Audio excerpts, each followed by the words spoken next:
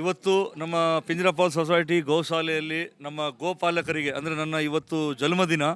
ನಾನು ಪ್ರತಿ ವರ್ಷ ಅಂದರೆ ಬೇರೆ ಏನಾದ್ರು ಸೇವೆಗಳು ಈ ಗೋಗಳಿಗಿರ್ಬೋದು ಮತ್ತು ಕಣ್ಣಿನ ಚಿಕಿತ್ಸೆಗಳಿರ್ಬೋದು ಪ್ರತಿ ವರ್ಷ ಮತ್ತು ನಮ್ಮ ತಂದೆಯವರ ಹೆಸರಲ್ಲೂ ಕೂಡ ನಾನು ಮಾಡ್ಕೊಂಡು ಬರ್ತಾಯಿದ್ದೀನಿ ಸಮಾಜಮುಖಿಯಾಗಿ.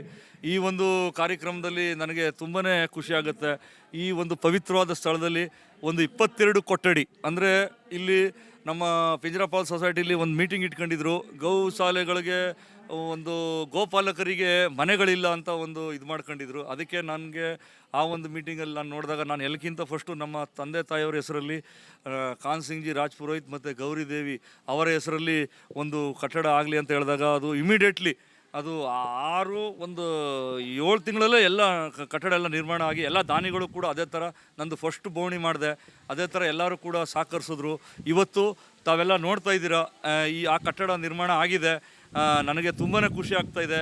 ಯಾಕೆಂದರೆ ಇಲ್ಲಿ 4800 ಜಾನುವಾರುಗಳು ನಮ್ಮ ಪಿಂಜರಪಾಲ್ ಸೊಸೈಟಿಲಿ ಇರೋದು. ಅದಕ್ಕೆ ಪಾಪ ಎಲ್ಲರೂ ಗೋಪಾಲಕರು ತುಂಬ ಅದನ್ನು ನೋಡ್ಕೊಳ್ಳೋ ನಿರ್ವಹಣೆ ಮಾಡ್ತಾಯಿದ್ದಾರೆ. ಆ ಮೂಕ ಪ್ರಾಣಿಗಳನ್ನ ಸೇವೆ ಮಾಡ್ತಾಯಿದ್ದಾರೆ.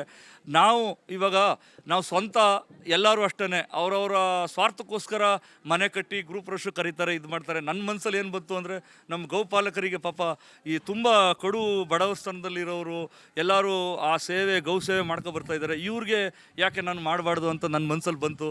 ಅದಕ್ಕೆ ನಾನು ಒಂದು ಅವ್ರಿಗೆ ಕಟ್ಟಡ ಅಂದರೆ ಯಾವ ರೀತಿ ಅಂದರೆ ಒಂದು ಹೈ ಲೆವೆಲಲ್ಲಿ ನಮ್ಮ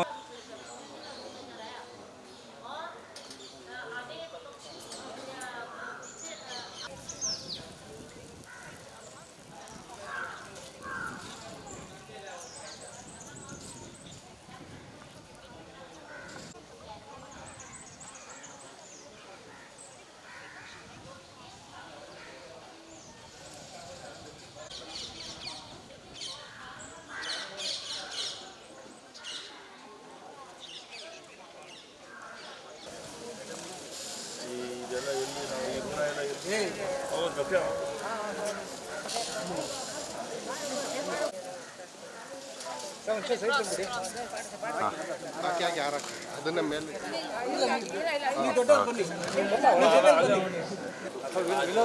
ಹತ್ರ ಬನ್ನಿ.